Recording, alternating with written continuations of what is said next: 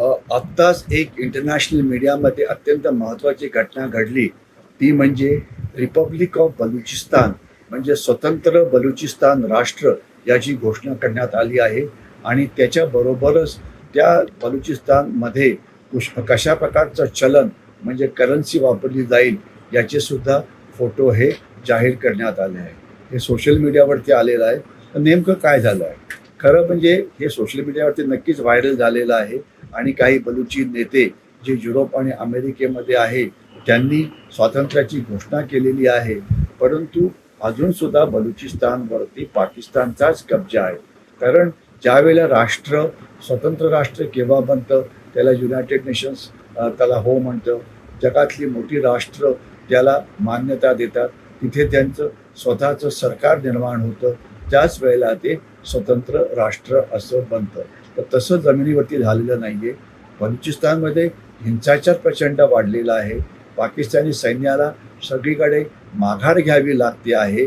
परंतु असं पण म्हटलं जातं की 85% बलुचिस्तानवरती पाकिस्तानचा कब्जा नाही. पाकिस्तान जर आपण बलुचिस्तान बघितलं तर बलुचिस्तानचा पुष्कळचा भाग हा डोंगराळ आहे.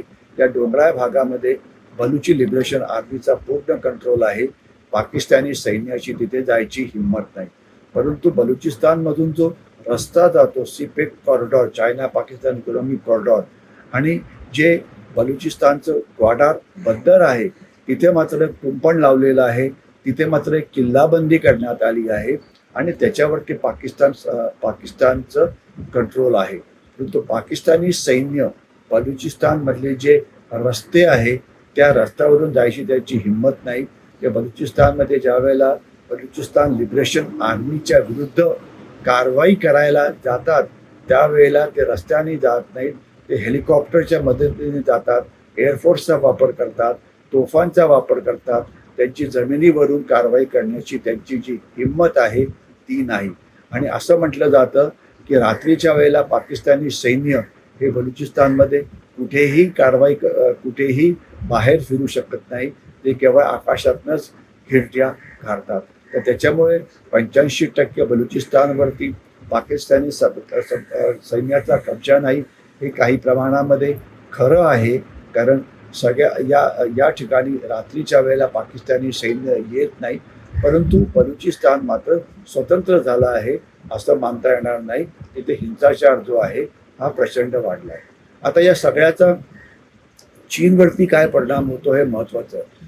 जो पाकिस्तानचा जो सर्वात मोठा रस्ता आहे ज्याला सीपेक कॉरिडॉर किंवा चायना पाकिस्तान इकॉनॉमिक कॉरिडॉर म्हटलं जातं, जो 4,500 किलोमीटर लांब आहे, जो पाकिस्तानच्या ग्वाडार बंदरातून सुरू होतो, बलुचिस्तानमधून जाऊन मग गिलगिट बाल्टिस्तानमधून तो चीनच्या शिनजियांग प्रांतामध्ये प्रवेश करतो. तर या रस्त्यावरती चीनने जवळजवळ $60 अब्ज एवढी गुंतवणूक केली आहे. अनेक प्रकल्प बांधलेले आहेत. परंतु बलुचिस्तान लिबरेशन आर्मीच्या हल्ल्यामुळे या रस्त्याचा त्यांना वापर करता येत नाही. त्यांनी ग्वाडारचं बंदर बनवलेलं आहे. त्यांना चीनला वाटत होतं की ते 5,000 ते 6,000 जहाजं प्रत्येक वर्षी येतील आणि तिथून मोठ्या प्रमाणात सामान व्यापार केला जाईल शिनजियांग प्रांतामध्ये. तिथे 5 किंवा 6 जहाजं सुद्धा वर्षभरामध्ये आलेली नाही. आणि सीपेक कॉरिडॉरच्या वरती रक्षण करण्याकरता भरपूर सैनिक आहेत.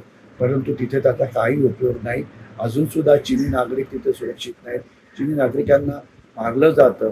आणि हा जो प्रकल्प आहे सीपेक कॉरिडॉर किंवा चायना पाकिस्तान इकॉनॉमिक कॉरिडॉर हा चीन करता एक पांढरा हत्ती बनलेला आहे किंवा गळ्यात अडकलेलं एक हाडूक आहे की जे निघायला तयार नाही.